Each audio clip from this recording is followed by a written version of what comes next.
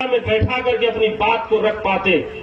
काश 50 लोग को, मेरे भाइयों को, इस मधेश भूमि के रहने वालों को काश बैठा के अपनी बात कर पाते, लेकिन उस समय वह भी हम सब नहीं कर पा रहे थे। लेकिन देखिए, एक बरस भी नहीं हुआ है, एक बरस बीतने तक आप देखिए वार्ड स्तर पे जनमत पार्टी का सभा लग रहा है, गांव लेवल पे यहाँ पे सभाएं हो रही हैं, पालिका लेवल पे आज आप लोग बैठे हैं, तो यह समझिए बहुत बड़ा बदलाव है, बहुत बड़ी क्रांति है, बहुत बड़ा सफलता है। इससे बड़ा सफलता ये सिर्फ नेपाल के इतिहास में किसी भी पार्टी ने नहीं अर्जन किया। यदि कांग्रेस भी बना मेरे भाइयों, आप सब जानते हैं, तो उसको भी दशकों लग गया इतने लोग को जमा करने में, दशकों लग गया, पैर के चप्पल खिया गए, लोग मर गए, कितने काम करते करते पता भी नहीं चला, लेकिन उनको भी सभा करने में दशकों लग गए। एमएलए आया, कम्युनिस्ट आया, माओवादी को आप सब देखे, 12 बरस जंगल में बैठा, 12 बरस तक लूटता रहा, परचंद कभी दिखा नहीं, हम सब उसके लिए चिल्लाते रहे परचंद पर जिंदाबाद, लेकिन उसने भी सभा नहीं कर पाई। लेकिन याद कीजिए, ये जनमत पार्टी का विजय यात्रा है, विजय का इतिहास है कि एक वर्ष में हम सब ने एक नहीं, दो नहीं, हजारों हजार की संख्या में लोगों को सभा करके दिखा दिया कि यही तो विजय है। ये मधेश की प्रथम विजय है कि जहां हम 10 लोग नहीं मिलते थे, वहां पे 10,000 की सभा लगती है इसी रूपंदेही में। तो ये हम लोग घाटा में नहीं है। याद कीजिए, हम लोग घाटे का व्यापार नहीं करते हैं। हंसने वाला तो बहुत हंसता होगा, कहने वाला तो बहुत कुछ कहता होगा, लेकिन याद कीजिए, हमको घोड़ा की तरह चलना है, हाथी की तरह नहीं, क्योंकि हाथी डूब जाता है, घोड़ा मर्द होता है, मर्द कभी झुकता नहीं है। अपनी लगाम लगा के आप लोग अपना काम करते जाइए, एक दिन विजय निश्चित आएगी।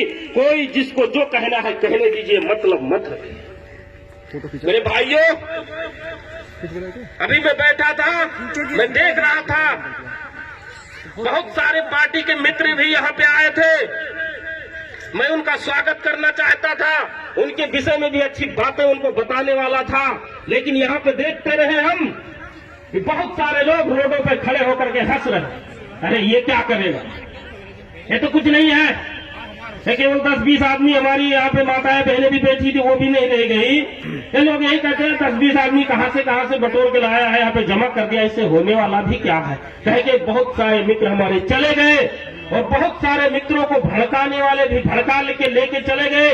लेकिन याद कीजिए, सन 1757 में जब भारत की गुलामी का युद्ध हो रहा था, लड़ाई हो रही थी, प्लासी का युद्ध हो रहा था, रॉबर्ट क्लाइव अंग्रेजों का जनरल था, सेना का मालिक था, वह जब आया, देखा भारतीयों को, कहा इसको लूटने में कोई दिक्कत नहीं है, इसको खत्म करने में कोई परेशानी नहीं है, इसको तो हम आसानी से ले लेंगे। उसके पास सेना नहीं था, केवल 100 लोग का टुकड़ी था। रॉबर्ट क्लाइव के पास 1757 में केवल 100 लोग आर्मी था, 100 लोग का टुकड़ी था। उसने कहा अब इस भारतवर्ष को कैसे कब्जा करे। वो बैठा, प्लानिंग किया, योजना किया, सलाह किया, और कहा अब इन्हीं भारतीयों को तोड़ना पड़ेगा। उस समय सिराजुद्दौला का हुकूमत था। सिराजुद्दौला का एक आदमी जो सेना नायक था, मीर जाफर, कहा उसको मिला लेते हैं। मीर जाफर को बुलाया अंग्रेजों ने, कहा तुमको क्या चाहिए, तुमको धन दौलत चाहिए, दे देंगे, तुमको यहाँ का अमीर बना देंगे, तुमको यहाँ का मालिक बना देंगे, लेकिन इस प्लासी का युद्ध अंग्रेजों को जीतना होगा, तुमको जीतना चाहिए, दे देंगे।